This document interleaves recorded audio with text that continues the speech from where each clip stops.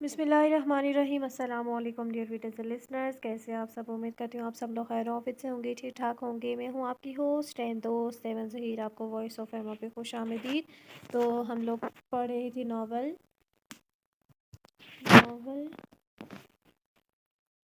کون سا پڑھ رہی تھی میں ہمیشہ بھول جاتی ہوں نام۔ اچھا، فروا خالد کا ناول تھا عشق باز۔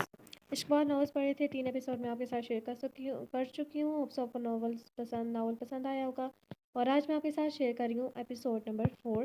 تو چلیے سٹارٹ کرتے ہیں۔ یہاں آؤ، پھر سے صوفے سے ٹیک لگا کر ٹانگ پر ٹانگ چڑھاتے اس نے پسٹل کے اشارے سے مسورہ کو اپنی جانب بلایا تھا۔ امینہ بیگم نے اس کا ہاتھ اپنی گرفت میں سختی سے جکڑ رکھا تھا، جسے ان سے آزاد کرواتی وہ خود کی اٹھ گئی تھی۔ اس شخص کے بلانے پر نہ جانے اس کا انجام کیا ہو سکتا تھا، وہ اچھی طرح جانتی تھی۔ دھیرے دھیرے چلتی وہ زیکے سے کچھ فاصلے پر جا کر کھڑی ہو گئی۔ ابھی کچھ دیر پہلے یہ شخص اسے جس حال میں دیکھ چکا تھا، مسفرہ کی نگاہیں کچھ زیادہ ہی شرمساری سے جھکی ہوئی تھی۔ میں نے کیا کہا تھا؟ ہاسپٹل میں ہی رہنا آج رات، پھر کیوں آئی وہاں سے؟ یہ ناچ گانا کرنے کے لیے؟ اس شخص کی کاٹ پھنکارتی ہوئی آواز اس کے سماعتوں سے ٹکرائی تھی۔ اس کی آنکھوں کی سرخی بھی آج پہلے سے زیادہ بڑھی ہوئی تھی۔ وہ اس کی جانب جھکا ایسے بات کر رہا تھا جیسے ان دونوں کے علاوہ وہاں کوئی اور موجود ہی نہ ہو۔ مسفرہ کا پورا وجود تھر تھر کانپ رہا تھا۔ وہ کچھ بھی نہیں بولی تھی، نہ وہ ابھی کچھ بھی بولنے کی جرات کر سکتی تھی۔ ابھی اپنے اس پورے خاندان کے سامنے میری بینڈیج کرو گے تم؟ آ جاؤ، شاباش۔ اس کی خاموشی پر وہ مزید غضبناک ہوا تھا۔ مسفرہ نے نگاہیں اٹھا کر اس کی جانب ملتجی نگاہوں سے دیکھا تھا۔ وہاں لوگوں کی جو حالت تھی، اسے ڈر لگ رہا تھا کہ کسی کو کچھ ہو نہ جائے۔ اسے اپنی ماں کی فکر ہوئی تھی، جن کی حالت اسے ان گنڈوں کے بیچ کھڑے دیکھ کر غیر ہو چکی تھی۔ مگر یہ شخص رحم کر جائے، ممکن ہی نہیں تھا۔ وہ صوفے کے بیٹھتا اپنی شرٹ اتار چکا تھا۔ اس کا کسرتی وجود متاثر کن تھا، مگر مسفرہ کے ہاتھ لرز اٹھے تھے۔ واؤ، مجھے اس کا فیس دیکھنا ہے۔ یہ کتنا گڈ لکنگ ہے، جیسے بالی ووڈ کی موویز کا کوئی ہیرو ہو۔ صوبیہ فائزہ کے کان میں منمنائی تھی، جس پر فائزہ نے اسے جن نگاہوں سے دیکھا تھا دوبارہ کچھ بول نہیں پائی تھی، مگر اس کی آنکھوں میں اترتی ستائش واضح تھی۔ صرف صوبیہ نہیں، وہاں موجود باقی بھی کچھ لڑکیوں کے یہی جذبات تھے۔ بس ایک سولے پہ لڑکی کھڑی مسفرہ ہی تھی، جس کا بس نہیں چل رہا تھا کہ اسی شخص کی پسٹل کھینچ کر ساری گولیاں اس کے سینے میں اتار دے، لیکن ہمیشہ کی طرح وہ ایسا صرف سوچ ہی سکی تھی۔ گلاب خان کے میڈیکل باکس رکھتے وہ آگے بڑھتی اس کے بازو کا معائنہ کرنے لگی تھی۔ اس شخص نے اپنا بازو کا ذرا سا بھی خیال نہیں رکھا تھا۔ پٹی پوری طرح سے خون سے بھر چکی تھی۔ یہ زخم جب تک ٹھیک نہیں ہونا تھا، اس کی جانی عذاب میں رہنی تھی۔ اس سے مسفرہ اس کی اچھے سے بینڈیج کرنے لگی تھی۔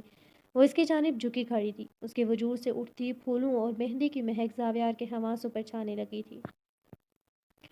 وہ محسوس نہیں کرنا چاہتا تھا، مگر پھر بھی اس کا دھیان مسفرہ کے مہکتے سراپے کی جانب جا رہا تھا۔ جھکے ہونے کی وجہ سے اس کے بالوں کی ناگن چٹیا، جس میں فائزہ نے پھول جڑ دیے تھے، وہ بھی آگے گرے تھے۔ ایک دو بار زیکے کے بازو سے بھی ٹکرائی تھی، مگر وہ خود کو انجان ظاہر کرتا نہ محسوس طریقے سے اپنا ہاتھ پیچھے کر گیا تھا۔ مسفرہ کی کلائی میں پڑی چوڑیوں کے چھنکار نے رہی صحیح کسر پوری کر دی تھی۔ زاویار کو اندر سے ابال اٹھنے لگے تھے۔ اسے یہ سب کچھ بالکل بھی پسند نہیں تھا۔ وہ کبھی بھی اپنی مرضی کے بغیر کچھ بھی برداشت نہیں کرتا تھا۔ اس وقت بھی یہی ہوا تھا۔ مسفرہ پوری توجہ سے بینڈیج کرتی جلدی جلدی اپنا کام نپٹانے کی کوشش کر رہی تھی، جب زاویار اسے کلائی اپنی وحشیانہ گرفت میں جکڑ چکا تھا۔ ادھر آؤ، اس نے مسفرہ کو پیچھے جھکتے صوبیہ کو بلایا تھا۔ اس کی جانب نگاہ اٹھتے ایک بار پھر سب لوگوں میں خوف پھیل گیا تھا، جبکہ مسفرہ ہونک بنی کھڑی اس شخص کی آنکھوں کا رنگ مزید سرخی مائل ہوتا دیکھ رہا تھا۔ اس نے کچھ بھی تو نہیں کیا تھا، پھر اس شخص کو اچانک سے کیا ہو گیا تھا؟ اس کے اوپر سے یہ سب اتارو۔ اس نے صوبیہ کو مسفرہ کی جویلری اتارنے کا حکم جاری کیا تھا، جس پر مسفرہ کی غصے کی انتہا پہنچتی اپنی مٹھیاں بیچ گئی تھی۔ یہ شخص اسے کسی بے جان گڑیا کی طرح ہی ٹریٹ کرتا تھا۔ صوبیہ جو دور سے بہت شوق سے یہ سب دیکھ رہی تھی، قریب آ کر اس شخص کی دہشت دیکھ اس نے کانپتے ہاتھوں سے مسفرہ کی جویلری اتار دی تھی، بالوں سے بھی۔ صوبیہ اپنے دھیان میں پلٹنے لگی تھی، جب زاویار کی بات پر بے ساختہ صوبیہ کے لبوں پر مسکراہٹ ابھرتی اگلے ہی لمحے اس شخص کے خوف سے سمٹ بھی گئی تھی۔ مسفرہ نے اس لمحے اسے زہریلی نگاہوں سے دیکھا تھا، مگر اس کی پتھریلی نگاہوں کی تاب نہ لاتے وہ اپنی نگاہیں جھکا گئی تھی۔ تمہیں پوری طرح سے حفظ کر چکا ہے یہ شخص، مجھے کیوں تمہارے حوالے سے اس شخص کے ارادے نیک نہیں لگ رہے؟ تمہاری زلفوں میں اسے پھول بھی برداشت نہیں ہے؟ صوبیہ اس کے بالکل ساتھ کھڑی زیر لب بڑبڑاتی ہوئی بولی۔ اس لمحے مسفرہ کا پارا مزید ہائی کر گئی تھی۔ اب پھر وہ سکون سے صوفے پہ بیٹھتا اس کے سامنے اپنے بازو پھیلا گیا تھا، مگر پھول نکل جانے کے باوجود اس لڑکی کی مہک بہت ہی دل فریب تھی، جس پر وہ مٹھیاں بھیجتا اپنا دھیان اس کی جانب سے ہٹانے کی کوشش کرنے لگا۔ مسفرہ بینڈج کرتے پیچھے ہوتی واپس سے امینہ بیگم کی آغوش میں جا چکی تھی۔ شرٹ پہنتا وہ اپنی جگہ سے اٹھ کھڑا ہوا تھا۔ اسے اٹھتے دیکھ سب لوگ آپس میں سمٹ گئے تھے، چہرے پر خوف کے سائے آ ٹھہرے تھے۔ زی کے چلتا ہوا عاقب کی جانب آیا تھا اور اسے گریبان سے جکڑتا اپنے مقابل کھڑا کر گیا تھا۔ طاہرہ بیگم کے لبوں سے خوف کے ماری چیخ نکلی تھی۔ عورتوں کو چھیڑنے کا بہت شوق ہے تجھے، بہت مردانگی دکھاتا ہے ان کے سامنے، بول۔ اس کے پیٹ میں پسٹل کی نوک باتا وہ اتنی آہستہ آواز میں بول رہا تھا کہ صرف عاقب بھی سن پایا تھا۔ معاف کر دے، عاقب خوف کے مارے ہکلا گیا تھا۔ اسے موت کے فرشتے اپنے ارد گرد منڈلاتے معلوم ہو رہے تھے۔ وہ ڈاکٹر اب سے تیری بہن ہے، آج کے بعد اس کی طرف گندی نگاہ سے دیکھا تو تیرے ٹکڑے جوڑنے کے لیے تیرا خاندان کب پڑ جائے گا۔ زی سے کیا بول رہا تھا کسی کو کچھ سمجھ نہیں آ رہا تھا، مگر عاقب کی حالت دیکھ کر یہی لگ رہا تھا کہ گولی لگنے سے پہلے اس کی سانسیں رک جائیں گی۔ ہاں، دل سے بہن مانوں گا اسے۔ عاقب خوف سے رونے لگا تھا۔ خبردار جو ابھی اپنے زخم کا علاج اس لڑکی سے کروایا تو، ورنہ میرے آدمی واپس آ کے تجھے علاج کروانے کے قابل نہیں چھوڑیں گے۔ عاقب کو سمجھ نہیں آ رہا تھا کہ وہ کس علاج کی بات کر رہا تھا، مگر اگلے ہی لمحے اپنے عمل سے اسے سمجھا دیا گیا تھا۔ وہ اسے دور ہوتا اسی بازو پر اپنی پسٹل سے وار کر گیا تھا جس سے اس نے مسفرہ کو مارنے کی کوشش کی تھی۔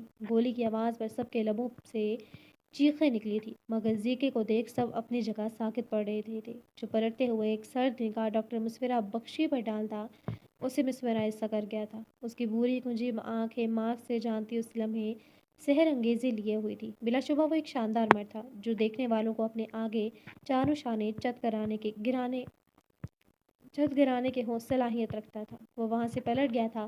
سب لوگ حیرت زدہ سے ان عجیب و غریب ڈاکوؤں کی فوج کو دیکھ کر رہ گئے تھے جنہوں نے ان سے ایک سکہ تک نہیں مانگا تھا۔ وہ وہاں کس لیے آئے تھے کسی کو بھی سمجھ نہیں آئی تھی۔ مسفرہ وہاں کھڑی کیا ہو؟ میرے بچے کو دیکھو، کتنا خون نکل رہا ہے، اس کا خدا کے لیے اسے بچا لو۔ طاہرہ بیگم جنہوں نے کبھی اسے سیدھے منہ بات نہیں کی تھی، اس وقت اس کے آگے ہاتھ جوڑی تھی۔ نہیں، مجھے ہاسپٹل لے کر جاؤ جلدی، مجھے مسفرہ سے علاج نہیں کروانا، ہاسپٹل لے کر جاؤ مجھے۔ عاقب نے مسفرہ کو اپنی جانب بڑھتے دیکھ خوفزدہ انداز میں نفی میں سر ہلاتے کہا تھا، جو دیکھ مسفرہ اپنی جگہ ساکت سی ہو گئی تھی۔ اسے اتنا تو سمجھ آیا تھا کہ عاقب کسی خوف کے زیر اثر ایسا بول رہا ہے، مگر کیسا خوف؟ وہ لوگ تو اب جا چکے تھے۔ وہ شخص عاقب کو ایسا کیا کہہ کر گیا تھا؟ مسفرہ ایک جانب کھڑی صرف سوچ کر رہ گئی تھی، اس بات کا جواب نہیں تھا اس کے پاس۔ ہمایوں لوگ اپنی نفرت میں اس حد تک گر جائیں گے کہ میں سوچ بھی نہیں سکتا تھا۔ اس بیچاری لڑکی کا بھلا اس وقت میں کیا قصور ہے؟ حنان اس وقت اس کے پاس ہی آفس میں موجود تھا۔ غصے کے عالم میں وہ مسلسل بولے جا رہا تھا۔ یہ سوچ ہی ان دونوں کے اندر شعلے بھڑکا جاتی تھی کہ اگر وہ عین وقت پر نہ پہنچتی تو اس لڑکے کے ساتھ کتنا بڑا ظلم ہو جانا تھا۔ آریان ریوالونگ چیئر پر بیٹھا آنکھیں موندے اضطراری کیفیت میں اپنا پیر ہلا رہا تھا۔ نہیں، ہمایوں نے یہ سب کرنا چاہتا تھا، لیکن ابھی یہ حرکت اس کی نہیں ہے، اس نے کچھ نہیں کیا، اس سب کے پیچھے کوئی اور ہے۔ آریان مٹھیاں بھیجتے اپنے غصے پر قابو پانے کی کوشش کر رہا تھا۔ پھر کس نے کیا ہے؟ حنان نے سوالیہ نگاہوں سے اس کی جانب دیکھا تھا۔ اسی نے جسے عنقریب تم شادی کرنے والے ہو۔ آریان نے بہت ہی سکون کے ساتھ حنان کے سب پر بم پھوڑا تھا۔ کیا مطلب؟ بہت زیادہ غصہ کرنے کی وجہ سے تمہارا دماغ تو نہیں خراب ہو گیا؟ حنان اپنی کرسی سے اٹھا اس کے قریب ٹیبل پر جھکتے کھوجتی نگاہوں سے اس کی جانب دیکھ رہا تھا۔ وہ اچھے سے جانتا تھا کہ آریان کبھی بھی کوئی بھی بات بے مقصد نہیں کرتا تھا۔ تم کس کی بات کر رہے ہو؟ سیدھی طرح بتاؤ مجھے، اور میں کیوں شادی کروں گا ایسے ہی کسی سے؟ آریان کے چہرے پر چھائی پراسرار مسکراہٹ حنان کی مٹی پلیت کر چکی تھی۔ ظاہر پورے خاندان اور دنیا کے سامنے اپنے کام سے کام رکھنے والا ذہین اور سلجھا ہوا بزنس مین آریان خانزادہ اندر سے کتنا بڑا کھلاڑی اور شاطر انسان تھا، اس بات سے ابھی تک حنان کے سوا کوئی بھی واقف نہیں تھا۔ اس کے دشمن ہمیشہ اس کی ظاہری شخصیت دیکھ کر ہی مار کھا جاتے تھے۔ ریحام کریم اللہ، اسی سے شادی کرو گے نا تم؟ اس کی آنکھیں کسی احساس سے لال ہوئی تھی، جبکہ حنان اسے خونخوار نگاہوں سے دیکھتا پیچھے کرسی پر ڈہ گیا تھا۔ خدا کا واسطہ ہے، مجھ پر تھوڑا رحم کرو، وہ ایک انتہائی بدتمیز اور خود سے لڑکی ہے، میں قابو نہیں کر پاؤں گا اسے، ویسے بھی وہ تم سے محبت کرتی ہے، تم ہی کر لو نا اسے شادی۔ حنان جانتا تھا کہ آخر میں ہونا وہی تھا جو آریان چاہتا تھا، لیکن اپنے ذبح ہونے سے پہلے وہ زندہ رہنے کی آخری کوشش کرنا چاہتا تھا. صرف شادی کرنے کو کہہ رہا ہوں, گھر بسانے کو نہیں. میں اسے شادی نہیں کر سکتا. تم جانتے ہو میں فلزا سے محبت کرتا ہوں. اس کے علاوہ آج تک کبھی کسی کی جانب دیکھا تک نہیں. اپنی بات کے اختتام پر اس کے لبوں پر جو دل جلاتی مسکراہٹ تھی وہ حنان کو تپا کر رکھ گئی تھی. انتہائی خبیث انسان ہو تم. کاش تیری یہ ساری اصلیت پوری دنیا کے سامنے رکھ سکتا میں. حنان اپنی شادی کی بات سن کر سخت مزمزہ ہو چکا تھا. اس کا بس نہیں چل رہا تھا کہ اپنے جان سے عزیز دوست کے لبوں پر رینگتی مسکراہٹ نوچ کر رکھ دے, جو اس وقت صرف اس کی متوقع بننے والی درگت کا سوچ تھا. اس کی جانب مذاق اڑاتی نگاہوں سے دیکھ رہا تھا. اپنی سیکرٹری کے ساتھ کیا کرنے والے ہو تم؟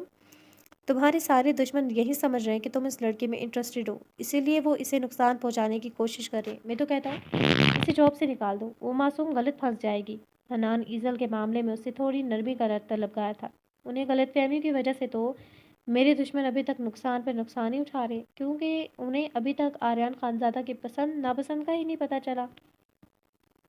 انہیں پتہ ہونا چاہیے کہ مجھے فلزا ملک جیسی بے باک لڑکیاں پسند ہیں, اس سیکرٹری جیسی ڈھری سیمی عام سی لڑکیاں نہیں. اور تمہاری اس مس معصوم کو ریجیکٹ کر دیا تھا میں نے. اسے ہی شوق تھا میرے ساتھ کام کرنے کا, اب پورا کرے اپنا شوق. پوری دنیا کی حفاظت کرنے کا ٹھیکہ میں نے تو نہیں اٹھا رکھا نا.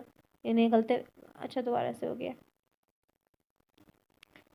وہ اپنی بات مکمل کرتا سگریٹ سلکا گیا تھا, جبکہ حنان جو کب سے گہری کھوجتی نگاہوں سے اس کی جانب دیکھ رہا تھا, اس کی بات کے اختتام پر اپنے لبوں پر بے ساختہ عمر ڈالنے والی مسکراہٹ نہیں روک پایا تھا. تو پھر ایسا کرو, اس معصوم کو اپنی بھابھی نمبر 2 بنا لو, میں اس کا اچھے سے خیال رکھ لوں گا. اتنی نازک سی تو ہے. حنان کی بات ابھی مکمل بھی نہیں ہوئی تھی کہ آریان نے اپنے ہاتھ کے قریب رکھا پیپر ویٹ اس کے سر پر دے مارا تھا. حنان نے بر وقت ہاتھ اٹھا کر بہت مشکل سے اپنا بچاؤ کیا تھا, کیونکہ آریان کا نشانہ سیدھا اس کے سر پر تھا. ہاتھ پر لگنے کی وجہ سے وہ درد سے بلبلا اٹھا تھا. دوبارہ ایسی بکواس کرنے سے پہلے اسے ضرور یاد رکھنا. اس کی آنکھیں ایک دم سے لال ہو چکی تھی, جبکہ چہرے پر چھایا غضبناک تاثرات دیکھ حنان کے لبوں سے بھی یقینی کے عالم میں کہکا برآمد ہوا تھا. ہاں ہاں ہاں, آج تک تو میری درگت بناتا آیا ہے, اب میرے ہاتھ بھی کچھ لگا. چھوڑوں گا تو میں بھی نہیں تمہیں. حنان مار کھانے کے بعد بھی باز نہیں آیا تھا. جو تو سوچ رہا ہے ویسا کچھ نہیں ہے. وہ لڑکی میرے لیے ایک سیکرٹری سے زیادہ کوئی اہمیت نہیں رکھتی. بہت جلد میں اسے اس نوکری سے فارغ کر دوں گا. وہ میرے ساتھ کام کرنے کے قابل نہیں ہے. اب دوبارہ میں اس حوالے سے کوئی بکواس نہ سنوں. Now get last. اس کی آنکھوں میں کچھ ایسا تھا کہ حنان دوبارہ ایسا کوئی مذاق کرنے کی ہمت نہیں کر پایا تھا, لیکن وہ بھی آریان کا ہی بھائی تھا. اتنی آسانی سے تو وہ بھی چپ کرنے والا نہیں تھا. آخر کون تھے یہ لوگ, کچھ سمجھ نہیں آ رہا. فائزہ سے بات ہوئی ابھی, کہہ رہی تھی وہاں سب بہت ڈرے ہوئے ہیں. 1 ہفتے کے لیے صوبیہ کی رخصتی ملتوی کر دی گئی ہے. اس کے بعد سادگی سے ایک فنکشن کر دیں گے. امینہ بیگم پریشانی کے عالم میں بول رہی تھی. وہ رات کو ہی واپس آ گئی تھی. ان کی بات پر ناشتہ کرتی مسفرہ کا ہاتھ تھم سا گیا تھا. انہیں کیسے بتا دی کہ یہ سب اسی کی وجہ سے ہوا ہے. اسے اب بھی شمشیر کا علاج کرنے پر کوئی پچھتاوا نہیں تھا, مگر یہ شخص تو کرتا پھر رہا تھا. وہ کسی قیمت پر بھی قابل قبول نہیں تھا. بنا کچھ بولے وہ اپنی جگہ سے اٹھ گئی تھی. اس کا رخ پولیس اسٹیشن کی جانب تھا. وہ سوچ چکی تھی ابھی اسے کیا کرنا ہے. ایک رپورٹ درج کروانی ہے مجھے. اسے سیدھا ایس پی صاحب کے پاس لے جایا گیا تھا. اس نے حوالدار کے سامنے ایف آئی آر کے لیے جس انسان کا نام لیا تھا, وہ سنتے ہی اسے سیدھا آفیسر کے پاس پہنچا دیا گیا تھا. نام پوچھ سکتا ہوں کس کے خلاف درج کروانی ہے آپ نے یہ رپورٹ؟ سامنے بیٹھا آفیسر بہت ہی مہذب طریقے سے پیش آ رہا تھا, جو دیکھ مسفرہ کو تھوڑی تسلی ہوئی تھی. ذکر نامی گنڈے کے خلاف, جو کسی بھی وقت کسی کے بھی گھر یا ہاسپٹل میں گھس کر سرعام گولیاں چلاتا ہے.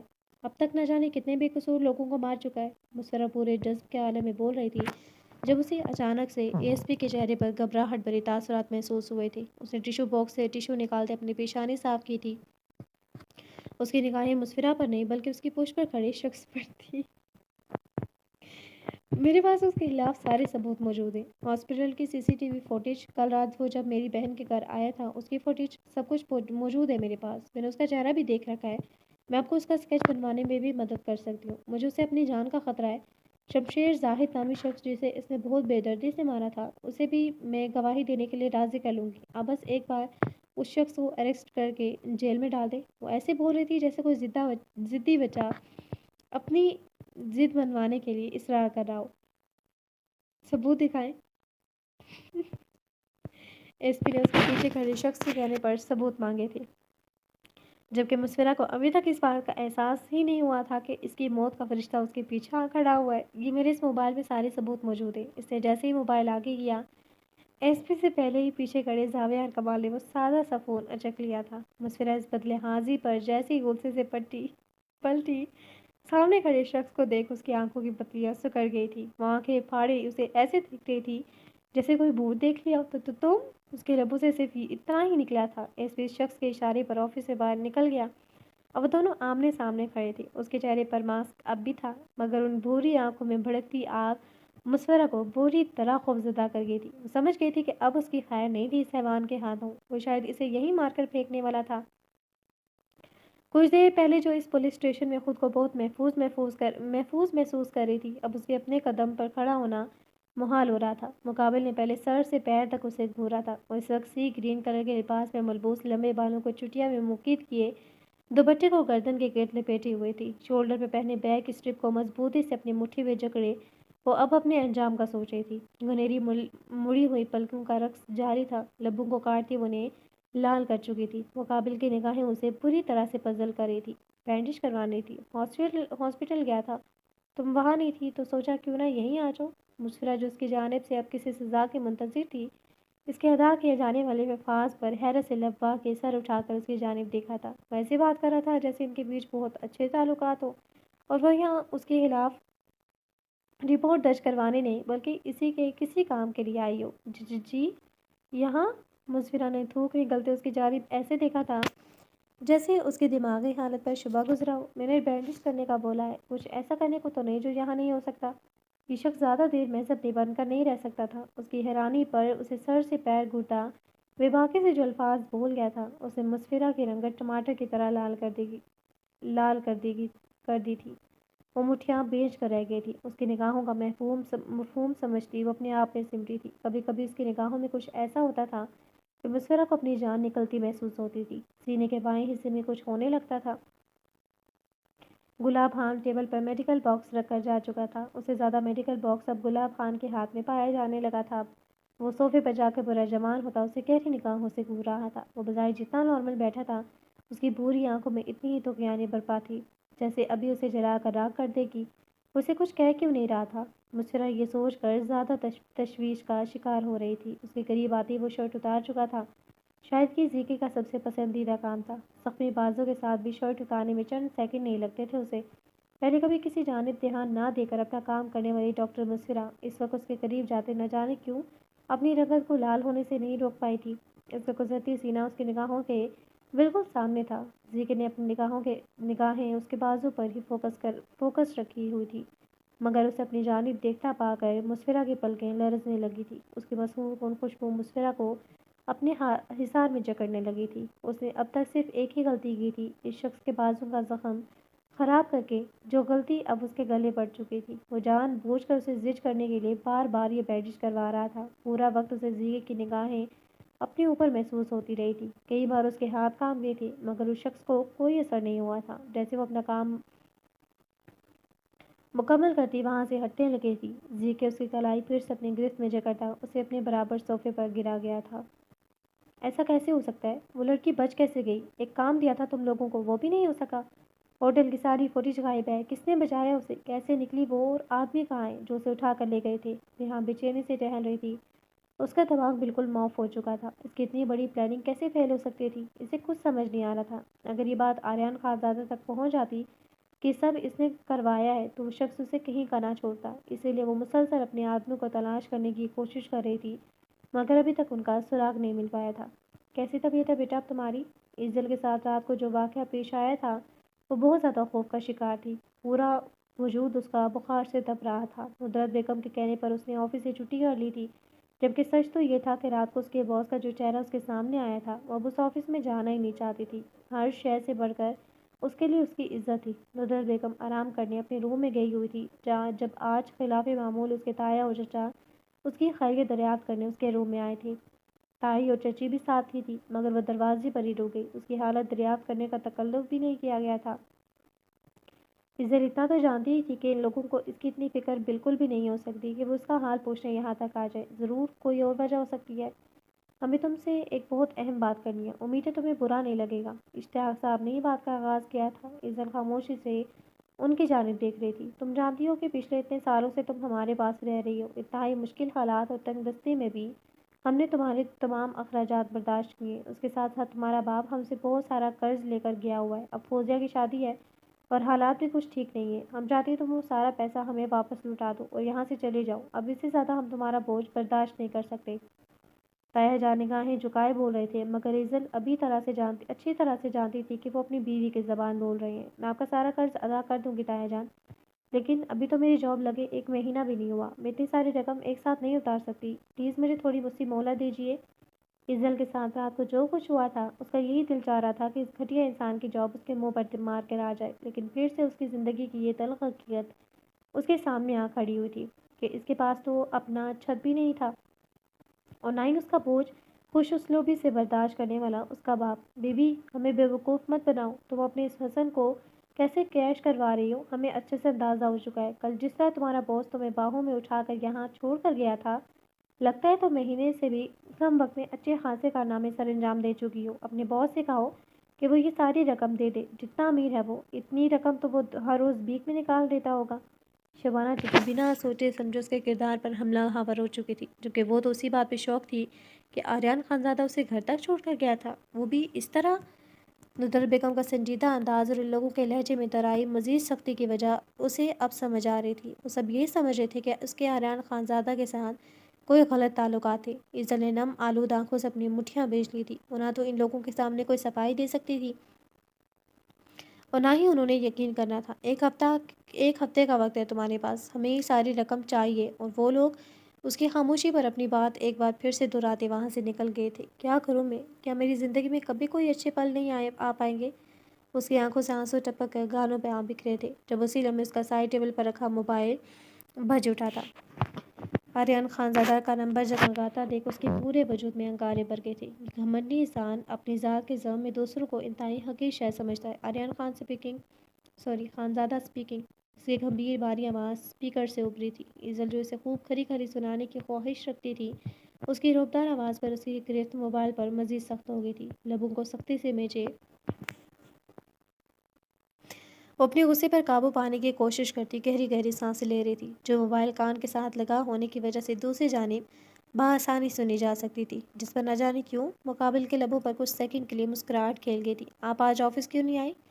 نارمل لہجے میں سوال کیا گیا تھا۔ میری طبیعت ٹھیک نہیں تھی۔ اس شخص کی ڈھٹائی پر وہ لب بھیج گئی تھی جو ایسے انجان بنا تھا جیسے رات کو کچھ ہوا ہی نہ ہو۔ آپ کو آفس میں انفارم کرنا چاہیے تھا، یہ اس آفس کے رولز میں شامل ہے۔ اس شخص کی باتوں پر ایزل تپ اٹھی تھی، جس میں خود تو کوئی فیلنگز نہیں تھی، مگر وہ دوسروں کو بھی انسان ہونے کا مارجن نہیں دیتا تھا۔ ایزل کی سانسیں پھر سے تیز ہوئی تھی۔ آپ کچھ کہنا چاہتی ہیں؟ مقابل جیسے اس کی کیفیت سمجھتا اسے بولنے کی اجازت دے گیا تھا۔ ہاں، میں یہ کہنا چاہتی ہوں، آپ خود کو سمجھتے کیا ہیں؟ اپنی رات کو جو کچھ میرے ساتھ کروانے کی کوشش کی، اس کے بعد بھی آپ کا دل نہیں بھرا کہ مجھے باہوں میں اٹھا کر میرے پورے خاندان کے سامنے مجھے یہاں چھوڑ گئے؟ کیا بگاڑا ہے میں نے آپ کا؟ ایزل ایک ہی سانس میں پھٹ پڑی تھی اور اس وقت اتنی پریشان تھی کہ اس کی آنکھوں سے آنسو جاری ہو گئے تھے۔ اسے ان لوگوں سے دبے لفظوں میں گھر چھوڑ جانے کا کہہ دیا تھا۔ اسے بدکردار اور غلط لڑکی سمجھنے لگے تھے صرف اس شخص کی وجہ سے۔ مگر میں نے تو رات کو کچھ کیا ہی نہیں، پھر دل کیسے بھر جاتا؟ اس کی بہت ساری باتوں میں سے ایک انتہائی بیتوقع بات اٹھاتا وہ کچھ لمحوں کے لیے ایزل کو ہونک بنا گیا تھا۔ اس کا لہجہ ہمیشہ کی طرح سنجیدہ تھا، پر الفاظ بالکل بھی سنجیدہ بھرے نہیں تھے۔ جی؟ ایزل نے موبائل کان سے ہٹاتے اسے گھورا تھا۔ وہ اس بات کے وہ معنی نہیں سمجھنا چاہتی تھی جو اس کا دماغ بتا رہا تھا۔ آپ نے میرے سوال کا جواب نہیں دیا۔ رات کو ایسا کیا کیا میں نے آپ کے ساتھ؟ اور ایک بے ہوش انسان کو باہوں میں اٹھا کر لے جانا کون سا بڑا جرم ہے؟ وہ اب بھی سرد لہجے میں بات کر رہا تھا۔ آپ نے مجھے اغوا کر کے میرے ساتھ غلط کرنے کی کوشش کی ہے۔ میری ڈرنک میں ویٹر سے کچھ منوایا تھا آپ نے، اسی وجہ سے میں بے ہوش ہوئی تھی۔ آپ ایک گھٹیا ترین انسان ہیں، بظاہر شریف بندے ہیں، مگر آپ کی اصلیت یہی ہے۔ آپ کو کیا لگتا ہے میں سب کے بعد بھی آپ کے اس آفس میں آؤں گی جہاں عورتوں کی کوئی رسپیکٹ نہیں ہے؟ مجھے کام نہیں کرنا آپ جیسے نیچے انسان کے ساتھ۔ میرا ریزائن لیٹر پہنچ جائے گا آپ کے پاس۔ ایزل اپنی بات مکمل کرتی کال کٹ کر کے تھی۔ اس کا دل بری طرح سے دھڑک رہا تھا۔ اس نے پہلی بار اس شخص کے سامنے اتنی دیدہ دلیری دکھائی تھی۔ اس اپنی عزت کی خاطر ابھی جس نوکری کو لات ماری تھی، اس کی اسے اشد ضرورت تھی۔ 1 ہفتے کا وقت دیا گیا تھا اسے۔ وہ اس کی بینڈیج مکمل کرتی وہاں سے ہٹنے لگی تھی، جبکہ زیکے اس کی کلائی پھر سے اپنی گرفت میں جکڑتا اسے اپنے برابر صوفے پر گرا گیا تھا۔ اس کی گرفت پہلے سے بھی زیادہ بے رحم اور وحشیانہ تھی۔ مسفرہ کے لبوں سے سسکی نکلی تھی۔ وہ اس وقت پولیس اسٹیشن میں ایک ایس پی کے آفس میں موجود تھے، مگر زیکے کی دہشت سے وہ یہاں بھی محفوظ نہیں رہ پائے۔ تمہیں لگتا ہے تم میرے خلاف بولو گی تو بچ جاؤ گے؟ شکر کرو یہ پولیس والا میرا آدمی تھا تو بچ گئی تم، ورنہ اگر کسی اور کے سامنے تم نے یہ بکواس کر دی نہ کہ تم نے مجھے دیکھا ہوا ہے، تو یہ لوگ تمہیں ایسا غائب کروائیں گے کہ دوبارہ نہ تو اپنے گھر والوں کو دیکھ پاؤ گی اور نہ ہی اپنی صورت۔ اس کا جبڑا اپنی مٹھی میں جکڑتے وہ پھنکارتے لہجے میں بولا تھا۔ اس وقت اس کی درد سے چیخیں نکل رہی تھی۔ مسورہ کی آنکھوں سے آنسو بہہ نکلے، لبوں سے سسکی برآمد ہوئی تھی، جو دیکھتے نہ جانے کس احساس کی تحت وہ اس کے چہرے کو اپنی بے رحم گرفت سے آزاد کر گیا تھا۔ مسورہ کے نرم گال زاویار کمال کا یہ وحشی پن برداشت نہ کرتے بری طرح لال ہو چکے تھے۔ اس کی انگلیوں پر نشان واضح تھے جس پر سے بہتے آنسو ذیقے کے غضبناک مزید اضافہ کر گئے تھے۔ میں نے کیا بگاڑا ہے تمہارا؟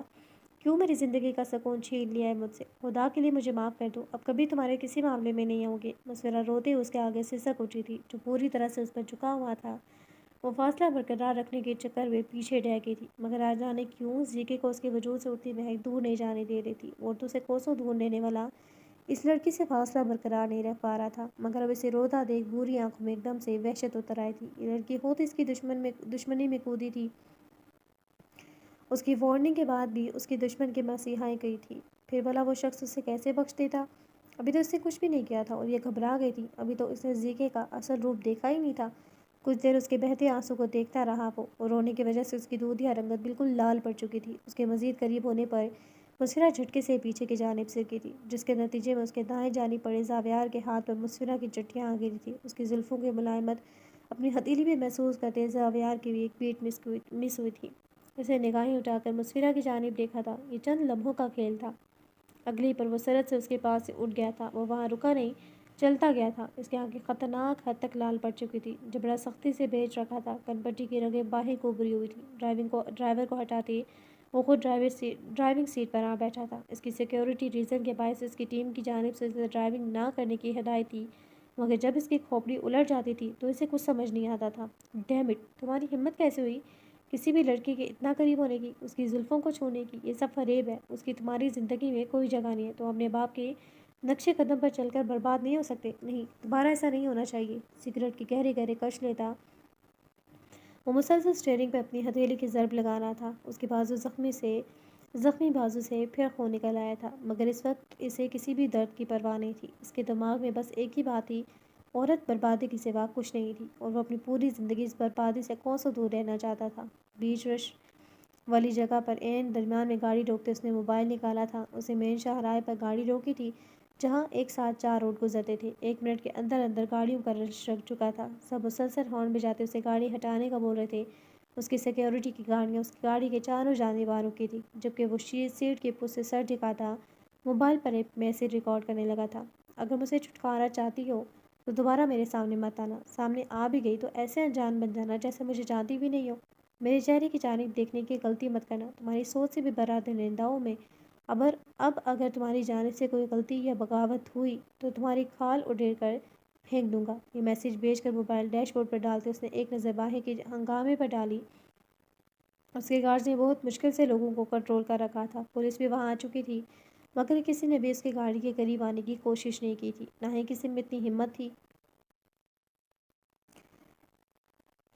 مجھے آریان خانزادہ سے بات کرنی ہے، تم لوگ روک نہیں سکتے مجھے؟ رضا سبحان آج پھر آریان خانزادہ کے آفس کے باہر ہنگامہ کر رہی تھی، مگر گارڈز اسے اندر نہیں جانے دے رہے تھے۔ اس کی چیخ و پکار جاری تھی، جس کی وجہ سے باہر میڈیا بھی اکٹھا ہو چکا تھا۔ یہ ہے غرور آپ لوگوں کے فیورٹ آریان خانزادہ کا، اپنے آفس کے باہر غنڈے کھڑے کر رکھے ہیں اس نے۔ فلزا کا غصے اور اہانت سے بڑا حال تھا۔ جس کمپنی میں وہ پوری شان و شوکت کے ساتھ ملکیت کا حق رکھتے ہوئے آتی تھی، وہاں بھی اسے گھسنے بھی نہیں دیا جا رہا تھا۔ میم، آپ نے اب تک آریان خانزادہ کے ساتھ جو کچھ کیا ہے، آپ کو لگتا ہے وہ آپ کو اپنے آفس میں گھسنے دیں گے؟ آپ کا کوئی بھروسہ نہیں ہے۔ آپ ابھی پھر سے اپنی مرضی سے ان کے آفس میں گھس کر ان پر الزام لگا دیں کہ وہ آپ کو زبردستی اٹھا کر لائے ہیں۔ میڈیا کے نمائندوں میں مائک اٹھا کر کھڑا ایک کم عمر نوجوان اس کے قریب آتے اس پر جو باتیں کس کیا تھا، اسے فلزا کا غصہ 7ویں آسمان پر پہنچا دیا تھا۔ اپنے آفس میں بیٹھا آریان خانزادہ بھی اس چھوٹی سی لڑکی کی اس بہادری سے متاثر ہوئے بنا نہیں رہ پایا تھا۔ وہاں اس کے علاوہ تمام وہی میڈیا رپورٹرز تھے جن کی جیبیں پیسوں سے بھر کر انہیں اپنی مرضی کے مطابق بات کرنے کو کہا گیا تھا، اور وہ لفافے بنی اس وقت فلزا کو مظلوم اور آریان خانزادہ کو بہت اچھا انسان ثابت کر رہے تھے۔ اس سب کے بیچ شاسر کی کہی جانے والی بات نے پانسا یوں ہی پلٹ دیا تھا۔ ارے یہ کیا، تیری محبوبہ باہر تیرے گارڈ کے ہاتھوں ذلیل ہو رہی ہے، تو اسے کمرے میں گھسنے بھی نہیں دے رہا؟ حنان بھی یہ سارا ہنگامہ دیکھ اپنے آفس سے اٹھتا اس کے پاس آیا تھا، جس کا موڈ اس تک کافی بگڑا ہوا لگ رہا تھا۔ میری محبوبہ کی جگہ میرے دل میں ہے، اس کمپنی میں گھس کر کیا کرنا ہے اس نے؟ آریان خاندادہ کی اس بات کا جواب اسی انداز میں دے دیا گیا تھا۔ دیکھنے میں جتنا مذہب ہے، پسند تیری اتنی ہی گھٹیا ہے۔ حنان کو اس کی آنکھوں میں بھرا غصہ ٹھٹکنے پر مجبور کر گیا تھا۔ یہ غصہ فضا سبحان کے لیے نہیں تھا، وہ اب اس کی کیٹیگری سے نکل چکی تھی، اسے کسی بھی طرح سے افیکٹ کر سکے۔ پھر کیا وجہ ہو سکتی تھی اس غصے کی؟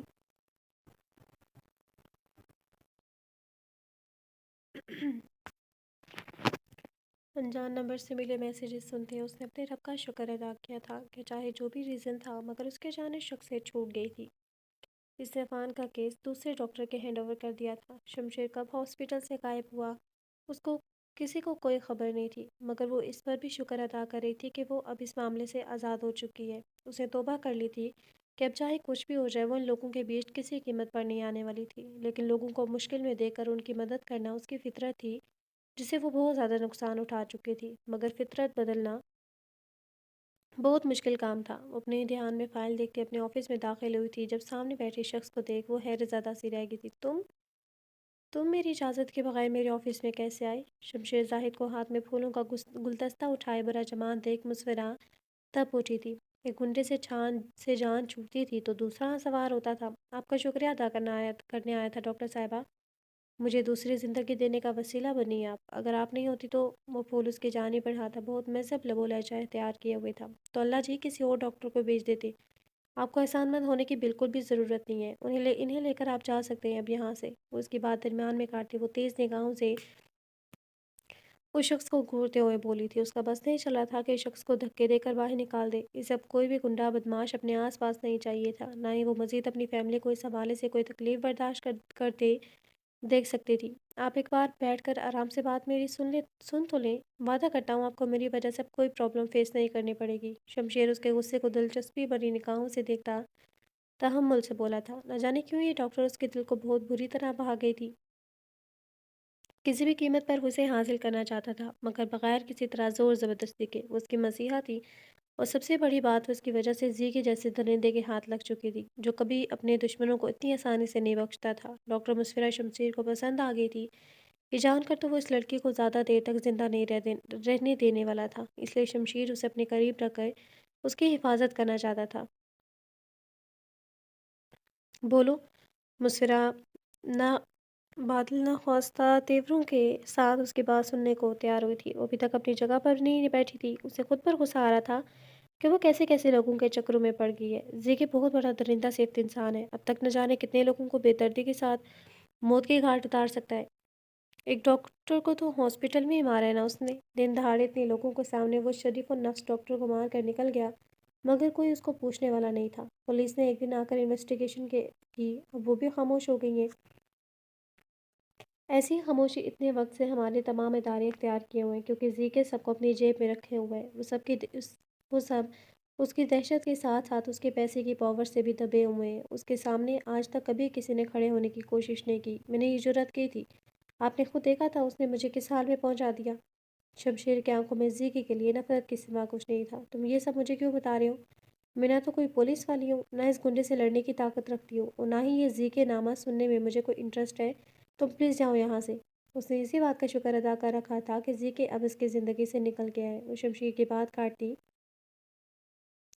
اسے خاموش کروا گئی تھی جب اسی لمحے ڈاکٹر انم اندر داخل ہوئی تھی۔ شمشیر کو وہاں بیٹھے دیکھ وہ دروازے پر ہی رک گئی تھی۔ او سوری، میں بعد میں آ جاتی ہوں۔ انم وہیں سے پلٹ گئی تھی۔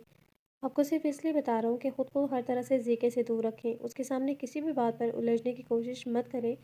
میں نے اپنے آدمیوں کو آپ کے آس پاس حفاظت کے لیے تعینات کر دیا ہے جو بہت حد تک آپ کی سے حفاظت کر سکیں گے۔ شمشیر کے لہجے میں اب بھی نرمی تھی۔ وہ اب میرے پیچھے نہیں آئے گا، اس نے کہہ دیا۔ پلیز میرے پیچھے کسی کو لگانے کی ضرورت نہیں ہے، تمہاری بات سن چکی ہوں میں، اب جاؤ یہاں سے۔ مسفرہ اس شخص کو ٹھیٹ بن کر بیٹھا دیکھ زٹ ہوئی تھی۔ یہ آپ کو بہت بڑی بھول ہے کہ آپ شاید اس کا چہرہ بھی دیکھ چکی ہیں۔ وہ اب زندگی بھر آپ کا پیچھا نہیں چھوڑے گا، آپ کو اسے صرف میں ہی بچا سکتا ہوں۔ یہ میرا فون نمبر ہے، جب بھی میری ضرورت پڑی فون کر دیجیے گا۔ اس ڈاکٹر کی نادانی اور معصومیت پر مسکراتا وہ اپنا نمبر اس کے آگے ٹیبل پر رکھتا وہاں سے نکل گیا تھا۔ ایزل کی طبیعت ٹھیک نہیں تھی، مسلسل 2 دن سے ٹینشن لیتے اسے بخار ہو گیا تھا۔ اسے کچھ سمجھ نہیں آ رہا تھا کہ وہ کیا کرے، جاب ویسے ہی چھوٹ گئی تھی، اور یہ لوگ اس کے بارے میں نہ جانے کیا کیا سوچتے اسے پیسوں کی ڈیمانڈ کرنے لگے تھے۔ اسے لگا تھا شاید اس کے کردار پر باتیں بنائی جائیں، مگر ایسا کچھ خاص نہیں ہوا تھا۔ سب گھر والے اسے پہلے سے زیادہ اہمیت دینے لگے تھے۔ ایزل نے ابھی کسی کو بھی نہیں بتایا تھا کہ وہ یہ جاب چھوڑ چکی ہے۔ 2 دن سے وہ ایسے ہی بستر پر پڑی تھی۔ آج کچھ اٹھنے کی ہمت کرتے ہوئے کمپنی میں انٹرویو دینے آ گئی تھی۔ سیاہ رنگ کے سادہ سے لباس میں چہرے پر تفکر سے جائے وہ اتنے سارے لوگوں کے بیچ بیٹھی ہوئی تھی۔ وہاں کسی نے بھی اسے بات کرنا پسند نہیں کیا تھا۔ وہ بہت ہی ماڈرن اور بڑے گھرانوں سے آئے لوگ معلوم ہو رہے تھے۔ سب گروپس کی شکل میں بیٹھے آپس میں باتیں کرتے اپنی باری کا انتظار کر رہے تھے۔ اپنے آفس میں بیٹھا ہمایوں ویٹنگ ایریا کا کیمرہ اوپن کرتے وہاں آئے لوگوں کا جائزہ لے رہا تھا۔ وہ ہمیشہ سے اسٹائلش اور خوبصورت لوگوں کو سلیکٹ کرتا تھا۔ اس وقت بھی وہ انٹرویو کے لیے ایسے ہی لوگوں کو بلانے کا ارادہ رکھتا تھا۔ جب اس کی نظر ایک کونے میں سکڑی سمٹی بیٹھی ایزل پر پڑی تھی پانے کا وہ اپنی جگہ شوق ہوتا، کتنی بار زوم کر کے اسے دیکھتا، اپنی آنکھوں کو یقین دہانی کروانے لگا تھا۔ اسے ابھی تک یقین نہیں آ رہا تھا کہ یہ وہی لڑکی تھی۔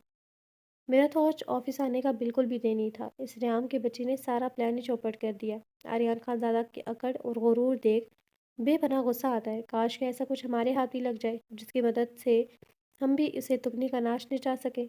سبحان ملک کا غصہ کسی طور پر کم نہیں ہو رہا تھا، مگر لسٹ میں ایزل کا نام دیکھ ہمایوں کے چہرے پر بے ساختہ مسکراہٹ آ ٹھہری تھی۔ فکر مت کرو سبحان، ہمارا پروردگار ہم پر بھی اتنا ہی مہربان ہے جتنا آریان خان زادہ پر۔ ہمارے ہاتھ بھی بہت قیمتی شے لگی ہوئی ہے، یہ دیکھو۔ ہمایوں نے سکرین اس کی جانب کی سبحان کی جانب کی سکرین کا رخ سبحان کی جانب کیا تھا۔ سامنے کا منظر دیکھ اس کی آنکھوں میں بھی ہمایوں جیسی چمک ہی ابھری تھی۔ کچھ دیر بعد ایزل کو اندر بلا لیا گیا تھا جب اپنی جگہ حیرت زدہ سے اندر آ گئی تھی۔ اتنے بڑے بڑے اور تجربہ کار لوگوں میں اس کو بلایا گیا تھا، لیکن سامنے بیٹھے افراد کو دیکھ اس کی آنکھوں میں شناسائی کی رمق جاگی تھی۔ انہیں آریان خان زادہ کے آفس اور اس رات پارٹی میں بھی دیکھ چکی تھی۔ ہم نے آپ کا کام دیکھا ہے اور آریان خان زادہ سے آپ کی بہت تعریفیں بھی سنی ہیں۔ ہمیں تو آپ کو یہاں دیکھ خوشگوار حیرت ہو رہی ہے۔ آپ کے ساتھ کام کر کے ہمیں بہت خوشی ہوگی۔ آپ کل سے آفس جوائن کر سکتی ہیں۔ ہمایوں انتہائی مہذب لہجے میں بول رہا تھا۔ جب اس کی بات سنتے ایزل نے آنکھیں پھاڑے ان کی جانب دیکھا تھا۔ اسے اتنی آسانی سے جاب مل گئی تھی۔ سب سے بڑی حیرت انگیز بات کہ آریان خان زادہ نے اس کی تعریف کی تھی۔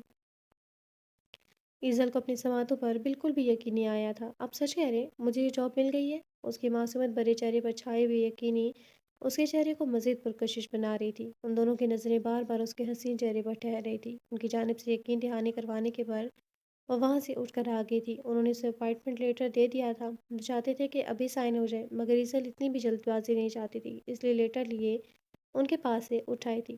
یہ آفس 12ویں فلور پر تھا۔ نیچے جانے کے لیے وہ لفٹ کی جانب بڑھ گئی تھی۔ لفٹ میں داخل ہوتے اس کا دماغ ابھی بھی ان لوگوں کی کہیں باتوں میں الجھا ہوا تھا۔ آریان خان زادہ نے بولا اس کی تعریف کیا کی تھی؟ اس نے تو ابھی تک تعریف لائق کوئی کام بھی نہیں کیا تھا اس کے آفس میں۔ انہی سوچوں میں گم تھی جب لفٹ 9ویں پورشن پر رک گئی تھی۔ ایزل اپنے دھیان میں کھڑی تھی جب لفٹ کھلتے اس جانب پشت کیے کھڑے شخص کو دیکھ کے اس کی رنگت زرد ہوئی تھی۔ وہ اس کی چوڑی پشت دیکھتے ہی پہچان گئی تھی کہ یہ شخص کون تھا۔ فون کان سے لگائے وہ باتوں میں مصروف لفٹ اوپن ہونے پر اپنے ہی دھیان میں اندر آیا تھا۔ پوری لفٹ میں اس کی مسکون کن خوشبو پھیل گئی تھی۔ ایزل نے سانس روک لی تھی۔ ایزل ایک کونے میں سکری سمٹی کھڑی چہرے کے سامنے فائل کھولے ہوئے تھی۔ آریان نے بھی اس لڑکی کی یہ حرکت نوٹ کی تھی جو فائل اوپر اٹھا کے چہرے کے آگے کیے کانپتے ہاتھوں سے لفٹ کو روکنے کی کوشش کرتی ہڑبڑاہٹ میں غلط ہاتھ مار رہی تھی۔ لفٹ نیچے جانے کے بجائے واپس اوپر کی جانب چل دی تھی۔ آریان نے فون بند کر دیا۔ اب کی بار فرصت سے اسے گھورا تھا۔ اس لڑکی کی مہک بہت ہی منفرد تھی جسے ذرا سا غور کرنے پر وہ پہچان گیا تھا۔ گداز ہاتھوں کی انگلیاں فائل پکڑے لال ہو چکی تھی۔ ایزل لفٹ کو اوپر جاتا دیکھ رو دینے کے قریب تھی۔ اس شخص نے بھی اسی وقت لفٹ میں آنا تھا۔ ڈاکٹر مسفرہ، مسٹر عفان کا شروع سے ٹریٹمنٹ آپ نے کیا ہے؟ وہ ڈیوٹی پر آئی تھی جب ڈاکٹر فاروقی نے اسے اپنے آفس میں بلا لیا تھا۔ ان کی بات پر وہ اسبات میں سری لا گئی تھی۔ ان کی کنڈیشن ٹھیک نہیں ہے۔ ڈاکٹر قیوم اس کیس کو سنبھال نہیں پا رہے۔ ایک انسان کی زندگی کا سوال ہے۔ ڈاکٹرز اب کبھی اپنی چوائس کے مطابق پیشنٹ نہیں چنتے۔ آپ کو واپس سے یہ کیس لینا ہوگا۔ ڈاکٹر فاروقی اپنے مخصوص سنجیدہ اور دو ٹوک لہجے میں بات کرتے فائل اس کی جانب بڑھا گئے تھے۔ مسفرہ کا دل چاہا تھا یہاں سے نکل کر بھاگ جائے کہیں۔ وہ کسی بھی قیمت پر دوبارہ اس شخص کے آگے نہیں آنا چاہتی تھی۔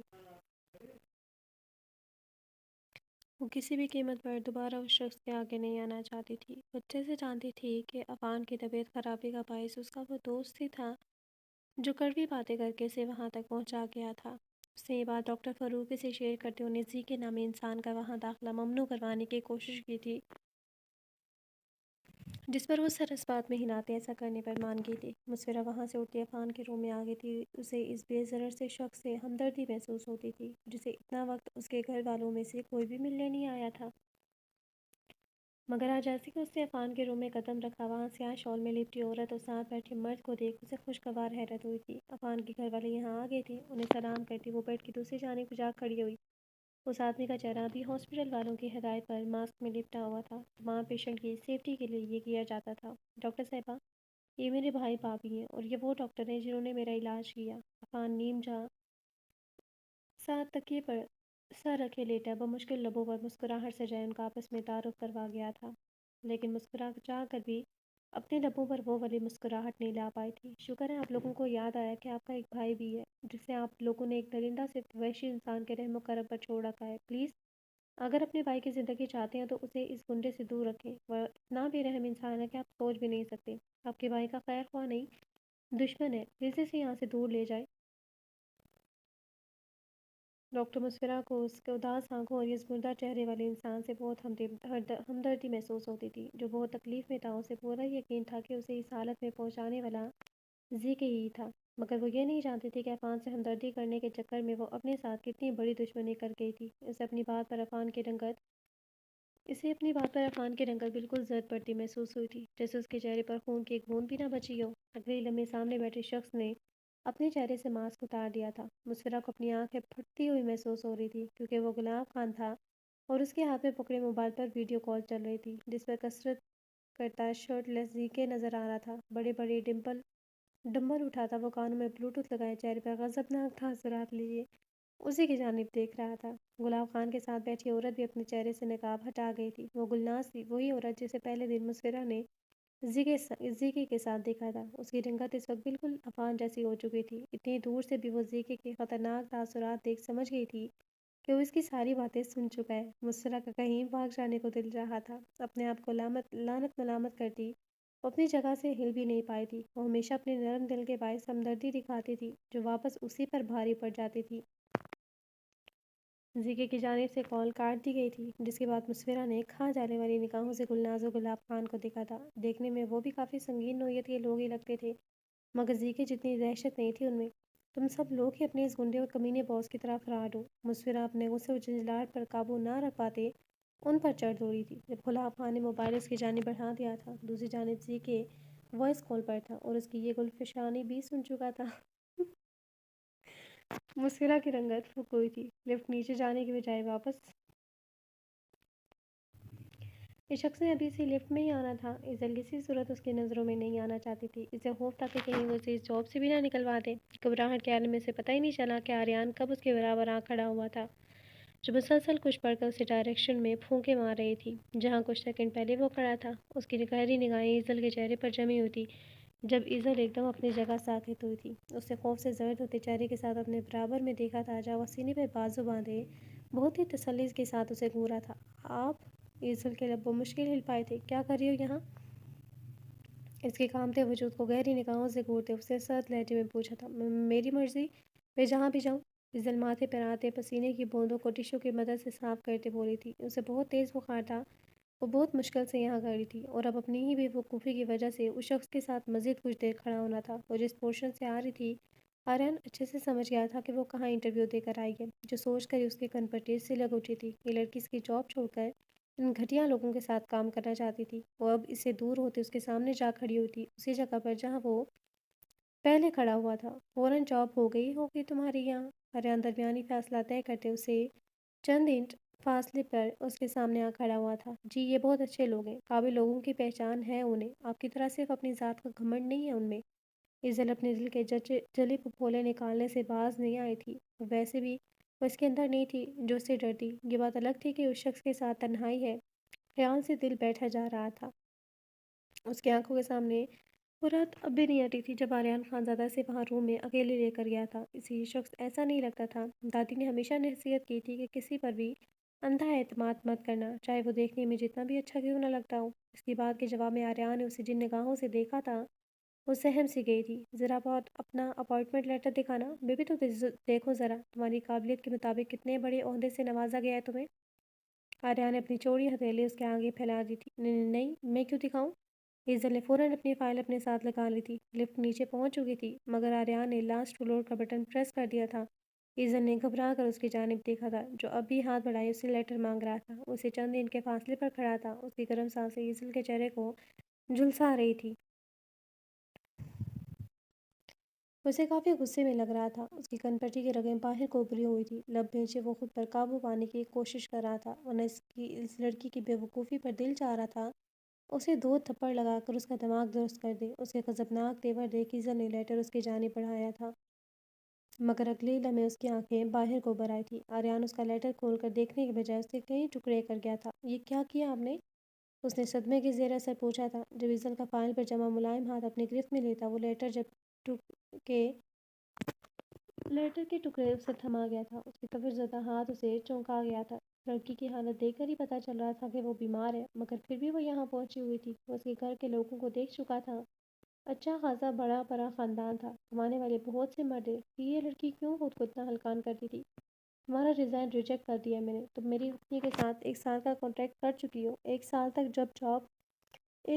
जॉब छोड़कर कहीं भी हो नहीं जा सकती। तुम इस 1 साल में मेरी और मेरे हर हुक्म के पाबंद रहोगी। लगता है साइन करते वक्त तुमने वो लेटर ठीक से पढ़ा ही नहीं था, या फिर 1 करोड़ हर्जाना भरने का फैसला करके यहाँ आई हो। आर्यन खानज़ादा उसके बुखार से तपते चेहरे को घूरते बोला था, जिसे देखकर लग रहा था वो खड़ी भी बहुत मुश्किल से थी। इसकी बात सुनते वो अपनी जगह लड़खड़ा सी गई थी। 1 करोड़? इसके बाद इसके बाद इस वक्त खाने के पैसे नहीं थे। ये कौन से हर्जाने की बात कर रहा था? कौन से पैसे? मेरे पास कुछ नहीं है देने को। इजल की रंगत खतरनाक हद तक जर्द हो चुकी थी। तो फिर वापस काम पर आओ अपने। आर्या ने एहतियातन उसके दाएं जानिब अपना बाजू का रखा था। उसे डर था कि वो जिस तरह खौफ से लरज रही थी, गिर जाएगी। मैं वहाँ नहीं आऊँगी। मुझे आप जैसे इंसान के साथ काम नहीं करना। वो नफ़ी में सर हिलाते सख्ती से इनकार कर गई थी। लिफ्ट खुल गई थी, जिसके साथ ही वो अपने आप को संभालती वहाँ से निकल बाहर निकल आई थी, जबकि आर्यन वहीं खड़ा आंखों में खून आशाम तासुरात लिए उसे दूर जाता देख रहा था। फैजान, वकील से बात करो, कानूनी नोट्स तैयार करवाओ मिस ईजल रफ़ीक के नाम। उसके सर तरी लहजे पर फैजान उसे कोई दूसरा सवाल नहीं कर पाया था। उसे इस बात का डर था, इसीलिए इसने साइन करने से पहले इज्जत को फ़ोन किया था, मगर इस लड़की ने उसकी बात ही नहीं सुनी थी। आर्यन खानज़ादा इस बेज़रूर लड़की पर केस कर रहा था। फैजान को यकीन नहीं आया था, मगर इसे सिर्फ हुक्म की तामील करनी थी।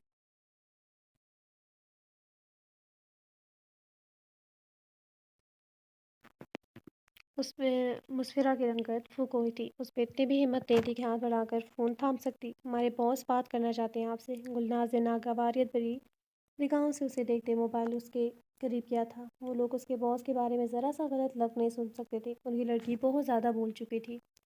मुस्फिरा ने कामते हाथों से मोबाइल थामते कान से लगाया था। उसकी हथेलियाँ नम हो चुकी थी।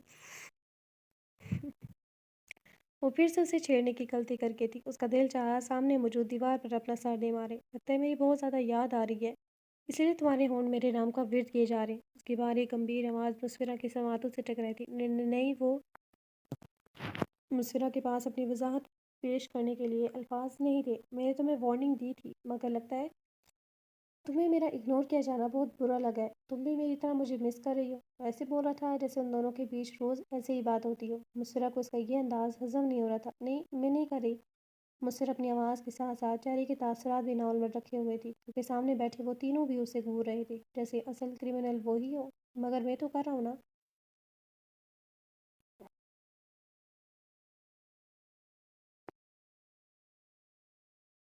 गहरी बोझल सांस हवा में खारिश करते उसने दिलरुबाई के साथ जुमला अदा किया था। मुस्फिरा कांप उठी थी। वो वापस से उसका सामना नहीं करना चाहती थी।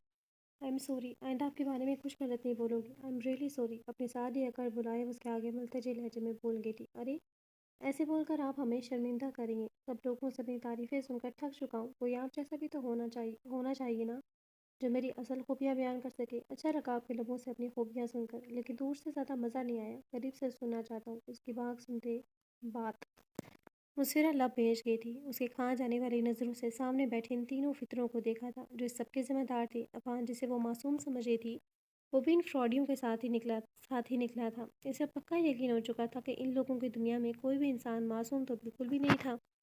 मैं नहीं आऊँगी। वो जितना दब रही थी, ये शख्स उसे इतना ही खौफ़ज़दा कर रहा था। मैं खुद लेने आ जाऊँगा। बहुत ही आराम से धमकी दी गई थी। मुझसे रंजीश होते उसे लगा था अब जान छूट गई है, लेकिन ये शख्स उसकी सोच से भी ज़्यादा बुरा था। सब लोग ठीक कह रहे थे। अब इस सेज़ी के नामी नासूर ने उसका पीछा नहीं छोड़ना था। अफ़ान को मज़ीद हॉस्पिटल में नहीं रख सकता मैं। उसे अपने पास बुला रहा हूँ। उसकी खामोशी पर वो फिर से बोला था, तुम इसके साथी हो या दुश्मन? वो भी इस कंडीशन में नहीं है कि उसे हॉस्पिटल से डिस्चार्ज किया जाए। अभी 2 हफ़्ते उसे मज़ीद अंडर ऑब्ज़र्वेशन में रखा जाएगा। मुस्फिरा उसकी बात सुनते ही भड़क उठी थी। खुद तो वो इसे इंसान ही नहीं लगता था, मगर बाकियों को भी इंसान होने का मार्ज नहीं देता था। यहाँ उसके लिए सारा सेटअप लगाया जा चुका है और तुम हो ना डॉक्टर उसकी देखभाल करने के लिए। तुम भी तो साथ आओगे ना उसके 2 हफ्तों के लिए। वो बहुत सुकून के साथ उसके सर पर धमाका कर गया था कि क्या मैं क्यों जाऊंगी वहाँ? मुझे नहीं जाना। मुस्फिरा की आवाज़ कांप गई थी। आना तो तुम्हें पड़ेगा डॉक्टर। अभी मेरे बाजू की बैंडेज भी रहती है। ज़ख्म भर ही नहीं रहा। लगता है तुम दिल से मरहम नहीं लगा रही मेरे ज़ख्म पर। उसकी बात सुनते ही मुस्फिरा की रंगत गुस्से से लाल हुई थी। इतने बड़े बड़े डंबल उठाकर वर्जिश करते इसने वीडियो अपनी आंखों से देखा था। ज़म क्या खाक ठीक होना था। वो जैसे समझती थी कि वो जानबूझकर उसे तंग करने के लिए ऐसा कर रहा है। तो तुम मुझे फिर से अगवा करने का इरादा रखते हो? मुस्फिरा खौफजदा हुई थी। उसकी नेकी बहुत बुरी तरह उसके गले का तोक बन चुकी थी। इसे सब सीनियर्स डॉक्टर्स की घबराहट और खौफ अब अच्छे से समझ आया था। नहीं, तुम अपनी मर्ज़ी से मेरे पास आओगी डॉक्टर। वो पुरयकीन लहजे में बोला, मेरा दिमाग ख़राब नहीं है कि अपनी मर्ज़ी से तुम्हारे साथ जाऊँगी। मुस्फिरा बुरी तरह चिढ़ चुकी थी। उसकी ज़िंदगी का सुकून बर्बाद करके रख दिया था इस शख्स ने। मुझे चैलेंज मत किया करो डॉक्टर। मैं फिर वो कर जाता हूँ जो मैं नहीं करना चाहता। अभी इन लोगों के साथ वहाँ से निकल आओ, वरना मैं खुद लेने आ जाऊँगा। उसकी गंभीर भारी आवाज़ में वाज़ेह वार्निंग थी, मगर मुस्फिरा इसकी कॉल काटती मोबाइल दीवार पर मार चुकी थी। बता देना अपने बॉस को, नहीं जाऊँगी तुम लोगों के साथ। मेरा जो भी बिगाड़ना है बिगाड़ ले। मुस्फिरा उन सबको खूनख्वार निगाहों से देखती वहाँ से निकल आई थी। इसने किसी इमरजेंसी क्या बताते डॉक्टर फारूकी से 1 हफ्ते की छुट्टी अप्रूव करवाई थी। साबर अंकल की टैक्सी पर बैठते उसका रुख अपने घर की जानिब था।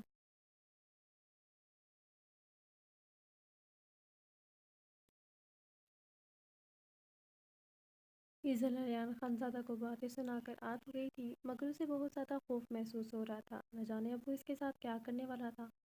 फौजिया की परसों बारात थी, मगर ईज़ल आज ऑफिस ज्वाइन करना चाहती थी। इन लोगों का कार्ड उसके पास था। इसने उन्हें कॉल करके अपॉइंटमेंट लेटर की गलती से फट जाने का बताया था, जिस पर उन्होंने उसे बहुत अच्छी तरह बात करते उसे ऑफिस आने पर इसरार किया था। ईज़ल को आर्यन खानज़ादा की कंपनी में तो किसी ने पूछा ही नहीं था। ये लोग इसे बहुत अच्छे लगे थे, जो इनका इतना प्रोटोकॉल दे रहे थे। वो ऑफिस जाने के लिए तैयार हो रही थी जब उसके चचा का छोटा बेटा उसामा हाथ में कोई इन्वेलप उठाए अंदर दाखिल हुआ था। यह आपके लिए आया है। इस इन्वेलप पर लगी ईज़ल के नाम की चीट देख वो सीधा उसी के पास ले आया था। ईज़ल ने हैरान होते उस लिफाफे को खोला था, मगर जैसे जैसे वो उस पर लगी तहरीर पढ़ रही थी, उसकी आंखें बाहें उबल पड़ी थी।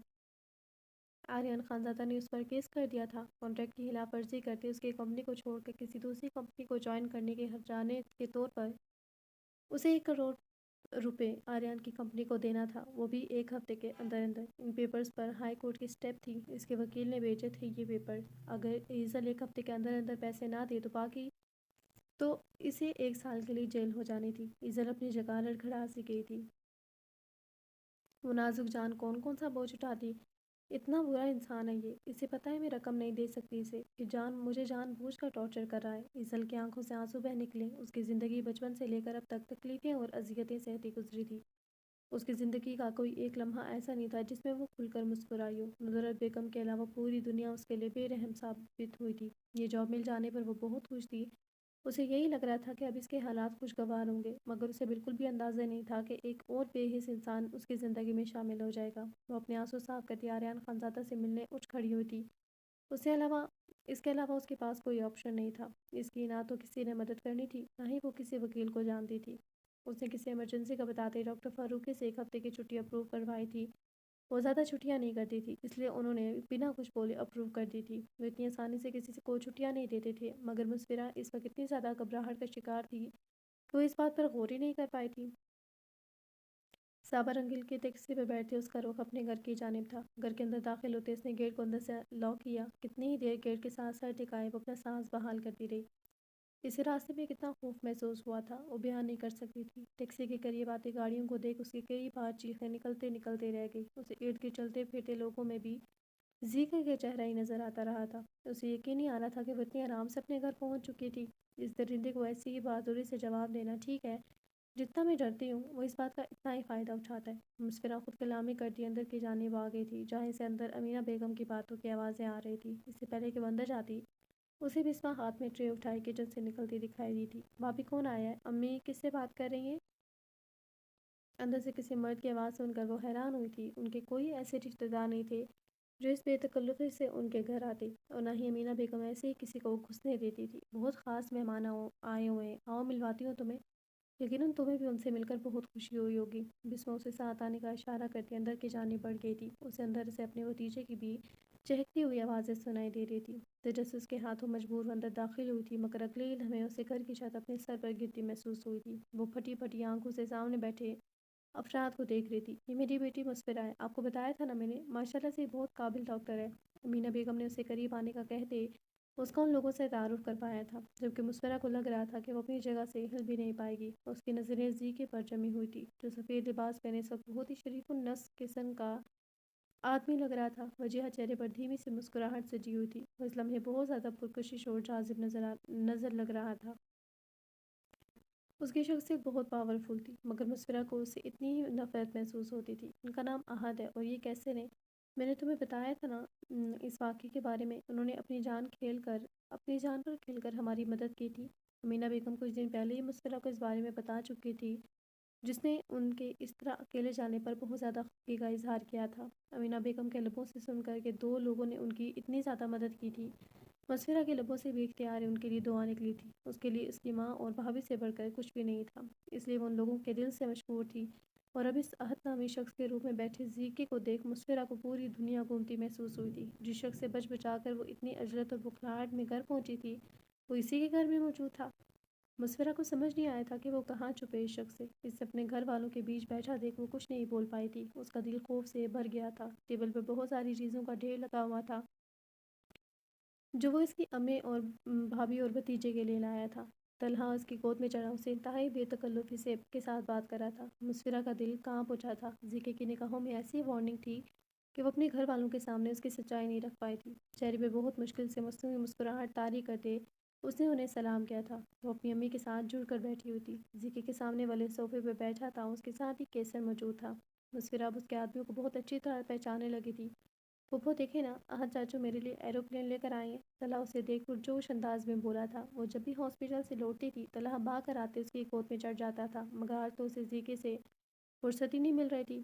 مسفرہ مٹھیاں بیچے لال چہرے کے ساتھ بیٹھی اسے دیکھ رہی تھی۔ وہ ہر بار اس شخص کے آگے بغاوت کر جاتی تھی، اور وہ جواب میں اپنی دھمکی سے بھر کر اسے بدلہ لے جاتا تھا۔ مسفرہ کو کچھ سمجھ نہیں آ رہا تھا کہ وہ اب کیا کرے۔ بہت پیاری فیملی آپ کی ماشاءاللہ سے، بہت ہی مہذب لہجے میں بولتا وہ مسفرہ کو مزید تپا گیا تھا۔ اس کے انداز میں چھپی وارننگ مسفرہ بہت اچھے سے سمجھ چکی تھی۔ بسمہ چائے رکھ کر کسی کام سے باہر نکل گئی تھی۔ امینہ بیگم نے اسے چائے سرو کرنے کو کہا تھا۔ کتنی شکر لیں گے آپ، اپنی ماں کو انکار نہیں کر سکتی تھی، تو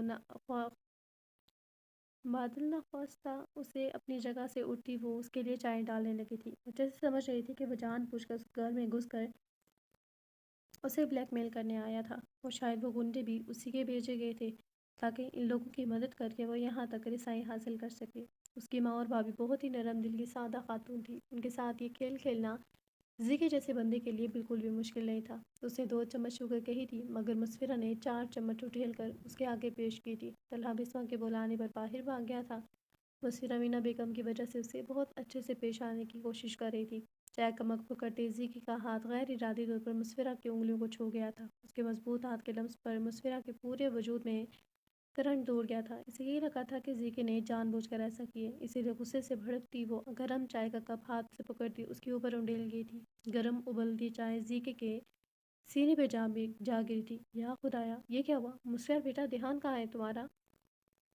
امینہ بیگم دل پر ہاتھ رکھتے پریشانی کے عالم میں قریب آئی تھی۔ زیکے بھی اپنی جگہ سے ہلا تک نہیں تھا۔ وہ مسفرہ کی جان بوجھ کر کی جانے والی حرکت پر اپنی غضبناک نگاہیں اس پر گاڑ گیا تھا۔ اسے ویٹنگ روم میں بیٹھے 1 گھنٹہ گزر چکا تھا، مگر ابھی تک آریان خانزادہ نے اسے ملنے کے لیے نہیں بلایا تھا۔ وہ جان بوجھ کر اس کا ٹائم ویسٹ کر رہا تھا۔ ہیزل اٹھ کر فیضان صاحب کے آفس میں آ گئی تھی۔ سر پلیز آپ بات کریں نا سر سے، اتنے سارے پیسے کیسے دے سکتی ہوں؟ وہ روحان سے لہجے میں بولی تھی۔ فیضان نے ترہم آمیز نگاہوں سے اس کی جانب دیکھا تھا۔ میں آپ کی پریشانی سمجھ سکتا ہوں، مگر یہ کمپنی کے رولز میں شامل ہے، آپ کو سوچ سمجھ کے کانٹریکٹ سائن کرنا چاہیے تھا۔ اس پر یہ شرط واضح طور پر لکھی گئی تھی۔ فیضان اس چھوٹی سی لڑکی کو پریشانی میں گھرا دیکھ نرمی سے بولا تھا۔ میرا مخلصانہ مشورہ یہی ہے کہ آپ سر سے اس خلاف ورزی کی معافی مانگ کر دوبارہ سے یہ جاب جوائن کر لیں، اس کے علاوہ کوئی حل نہیں ہے۔ فیضان کی بات پر وہ خاموشی سے پلٹ آئی تھی۔ اس کا بس نہیں چل رہا تھا کہ ابھی جا کر اس شخص کا منہ توڑ دے جس نے اسے مینٹلی ٹارچر کر کے رکھ دیا تھا۔ اسی لمحے سے آریان کو بلاوا بھی آ گیا تھا۔ اپنے آپ کو نارمل رکھنے کی کوشش کرتی اس جانب بڑھ گئی تھی۔ اس کی حالت پہ چھوٹے چھوٹے قدم اٹھاتی وہ ٹیبل کے قریب آئی تھی۔ اس نے ایک بار بھی نگاہیں اٹھا کر اس کی جانب دیکھنے کی زحمت نہیں کی تھی۔ کیوں ملنا چاہتی تھی تم مجھ سے؟ جلدی بولو، میرے پاس زیادہ وقت نہیں ہے۔ آریان کی نگاہیں اس کے نازک سراپے پر جمی ہوئی تھی اور وہ مجرموں کی طرح نگاہیں جھکائے کھڑی، اس سے پہلے سے بھی زیادہ کمزور اور پریشان حال میں لگی تھی۔ آپ پلیز اپنا یہ کیس واپس لے لیں، میرے پاس اتنے پیسے نہیں ہیں۔ پیپرز کو مٹھیوں میں دبوچے وہ آنسو سے بھیگے لہجے میں بولی تھی۔ وہ رونا نہیں چاہتی تھی، مگر اس کے آنسو خود بخود بہہ نکلے تھے۔ وہ ان دنوں بہت زیادہ ذہنی اذیت کا شکار ہو چکی تھی۔ یہ سب تمہیں میرے رولز کی خلاف ورزی کرنے سے پہلے سوچنا چاہیے تھا۔ اپنی جگہ سے اٹھتا وہ اس کی جانب بڑھا تھا۔ آپ نے میرے ساتھ غلط کرنے کی کوشش کی تھی، میں نے صرف اپنی عزت بچانے کی خاطر یہ نوکری چھوڑی تھی۔ وہ اس کی جانب نہیں دیکھ رہی تھی، جو بات آریان کو مزید دبا رہی تھی۔ رہی صحیح کسر اس کے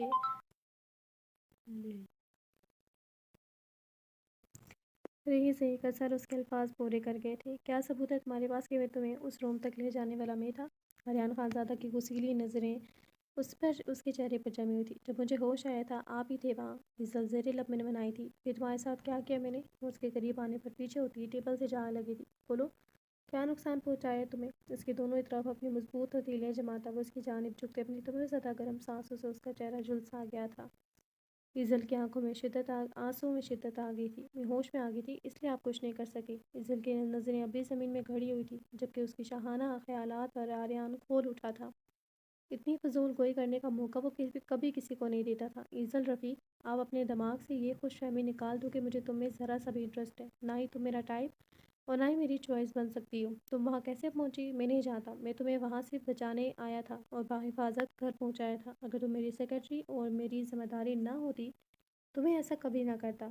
اسی لیے اپنے دل و دماغ سے یہ بات تو سب سے پہلے نکال دو کہ آریان خانزادہ کو تم میں ذرا سا بھی انٹرسٹ ہے۔ مجھے خوبصورت لڑکیوں کی کمی نہیں ہے، تم میرے معیار پر کسی بھی حال میں پوری نہیں اترتی۔ مجھے فلزہ اور ریحام جیسی لڑکیاں پسند ہیں۔ ہاں، اگر تم کبھی ان جیسی بن گئی تو تمہارے بارے میں بھی سوچا جا سکتا ہے۔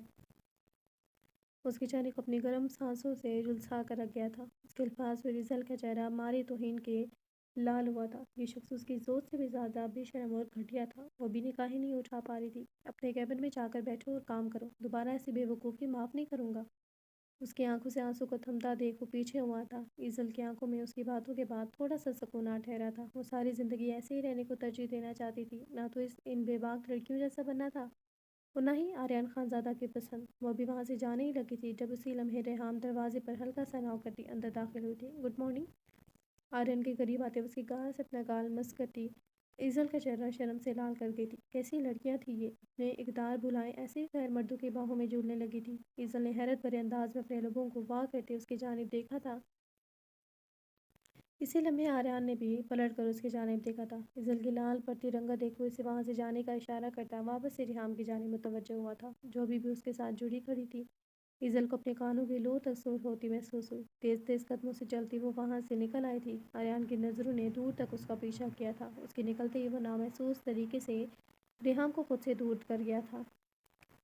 اب تو بری طرح جل گئی ہو، مسفرہ جاؤ دوا لے کر آؤ۔ امینہ بیگم کا دل ہول رہا تھا اور وہ ایک دو ملاقاتوں میں ہی اپنی شرافت اور فرمانبرداری کی وجہ سے انہیں بہت زیادہ عزیز ہو گیا تھا۔ انہیں مسفرہ سے ایسی لاپرواہی کی امید بالکل بھی نہیں تھی، جو اب ایک سائڈ پر کھڑی سکون بھری نگاہوں سے اس کی جلن کا مزہ لے رہی تھی۔ اسے تکلیف میں دیکھ تن بدن میں ٹھنڈک سے اتر گئی تھی۔ گھر میں تو جلے پر لگانے کے لیے کوئی دوائی نہیں امی، لہجے میں مصنوعی پریشانی سمائی وہ بہت سکون سے کھڑی تھی۔